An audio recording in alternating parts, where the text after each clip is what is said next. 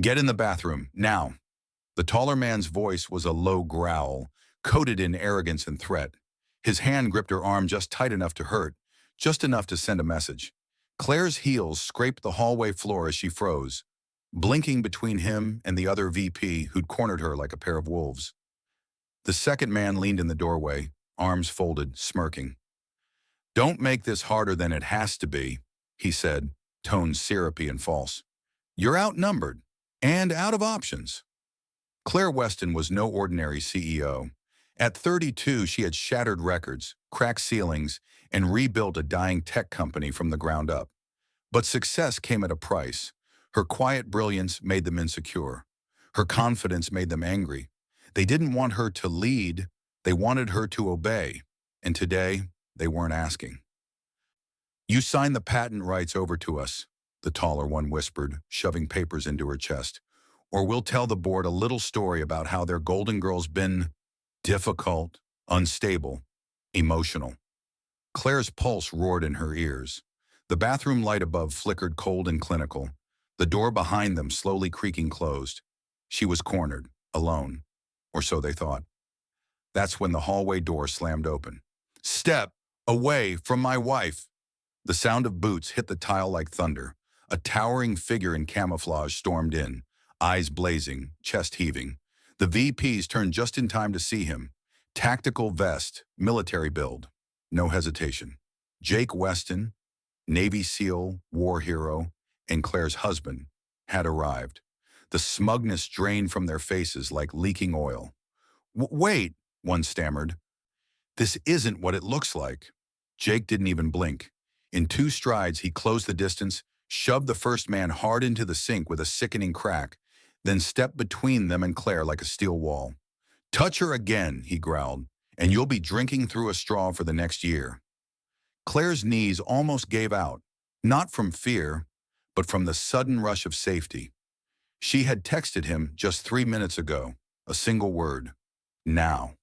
And like always, he showed up. Because this wasn't a surprise. This had been coming. 3 days earlier, Claire had overheard them planning it.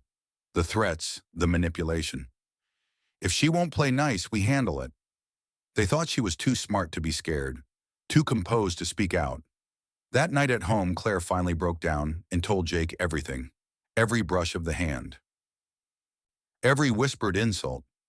Every time she was told to sit still and let the men handle the business side. Jake listened in silence, jaw clenched. And then he simply said, "Next time they try anything, I'll be 5 minutes away." The next morning, Claire wore a wire. Legal was looped in. The plan was set. And now in the echoing bathroom, Jake snapped a photo of the 2 cowards still frozen in panic. "Say cheese," he said coldly. "Federal investigators are going to love this." "You think the board will believe her over us?" The second man barked, desperate. "She's just—" "Your superior," Claire cut in, stepping forward. Her voice didn't tremble. "And your boss. And the person who's about to end your careers." The fallout was instant. The recordings hit the company's legal team before the end of the hour. HR launched a full internal probe. The board members, most of whom had daughters themselves, acted swiftly and publicly. Both men were terminated with cause and referred for criminal investigation. But it didn't stop there.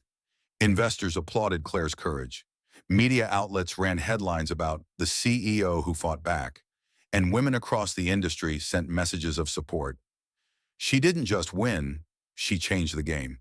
But the most powerful moment came on Monday morning. Claire walked into the same boardroom where she'd once been ignored and patronized. This time, every chair turned toward her with respect. She dropped the same contract they tried to force her into on the polished table, and without a word, tore it clean in half. "I will never be bullied into silence," she said calmly. "Not in this office. Not in this industry. Not ever again." The room stayed quiet. Then one by one they rose to their feet. Applause thundered, and in the back of the room, standing in full uniform, Jake nodded once. No smile, no gloat, just pride. Because this victory wasn't his, it was hers. Never underestimate a woman just because she doesn't raise her voice. Never mistake her kindness for compliance. And never ever think you can break someone who's got a warrior at her back and one inside her soul. Before we wrap up, tell us in the comments where you're watching from. If this story moved you, hit that like button, share your thoughts, and subscribe to be part of this growing community of dreamers and doers.